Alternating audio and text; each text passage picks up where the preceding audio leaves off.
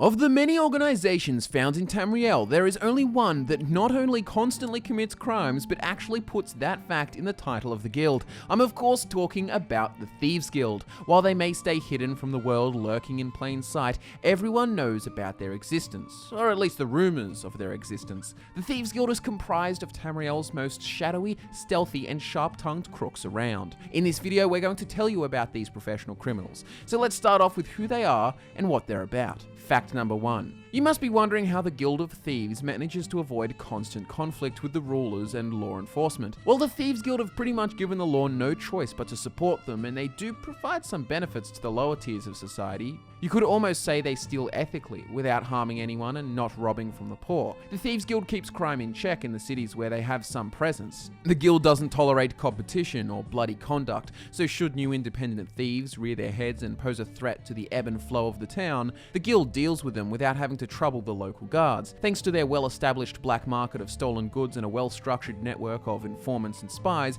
the guild can simply bribe any officials who clue into their business. Each province tends to have its own jurisdiction with little affiliation to the guilds in other provinces.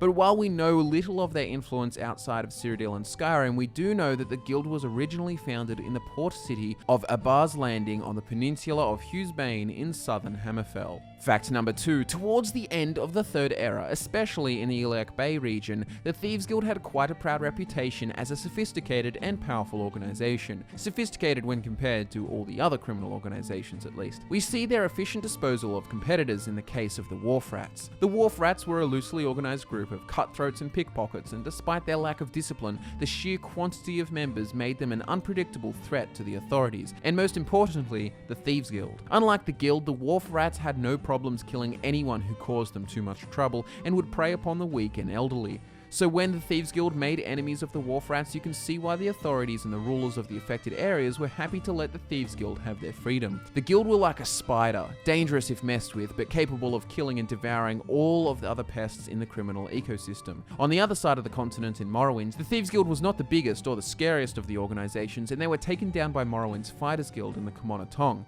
a crime syndicate operating out of Vardenfell. Cyrodiil's guild was founded over 300 years prior to the Oblivion Crisis by the Grey Fox. He got this name from the mask he wears, the Grey Cowl of Nocturnal. This is a Daedric artifact belonging to Nocturnal, and is only one of her artifacts which has her tied to the goings-on in the Thieves Guild. The leader of this guild is determined by the wearer of the cowl. In Cyrodiil, most believe the existence of the Grey Fox and the Thieves Guild is little more than a myth. Skyrim's Thieves Guild successfully carries out their will despite their notoriety, operating out of Riften. Part of their influence and fame comes from the belief that Baron Zaya, the well-known Dun McQueen, was once among their ranks. Skyrim's guild has a firm involvement in the politics and law enforcement in Riften, and are believed to be the culprits behind the city's corrupt market system. The guild was experiencing a golden age under the guildmaster Gallus Destinius, but unfortunately times have since changed. The ambitious guild member known as Mercer Frey set about the unraveling of the guild by murdering the guildmaster, taking his place, and stealing the skeleton key. Stealing this key had much more of an impact on the well-being of the guild than anyone could have anticipated. Factor number 3, as you can probably gather, the Daedric Prince Nocturnal's involvement in the Thieves Guild of Cyrodiil and Skyrim plays a heavy part in its prosperity. It is believed, according to the book titled Purloined Shadows, that the cowl was stolen from Nocturnal during a ritual by a master thief and his young female apprentice, activating the curse of the cowl in the process. This book isn't proven fact, but it offers an explanation for the state of the guild in Cyrodiil and the ties to Nocturnal. Other sources claim the name of this thief was Emer Dareloth, and his home became the first guild hall for Cyrodiil's Thieves Guild. Nocturnal is involved in various other ways too. In her Daedric quest, the champion of Cyrodiil is tasked with returning the Eye of Nocturnal to her shrine after it was stolen by 2 thieves. Doing this grants the champion a reward, Nocturnal's other Daedric artifact, the Skeleton Key. This key plays a significant role in the curse afflicting Skyrim's Thieves Guild. After Mercer Frey rose to Guildmaster and stole the Skeleton Key, the Thieves Guild suddenly lost Nocturnal's favor, and their golden age was cursed, causing the guild to descend into a state of decay and ill repute. So we can see that Nocturnal Nocturnal's power and her artifacts play a huge role in the well-being of the Thieves Guild in Skyrim and Cyrodiil. It will be interesting to see when more is revealed about the guild in other provinces how much influence she actually has, but one thing we do know for sure is that her artifacts, the Grey Cowl and the Skeleton Key, are the perfect tools for any thief. The first allows the wearer to commit any crimes without consequence. All of the wearer's actions were attributed to the Grey Fox and not the true identity of the wearer.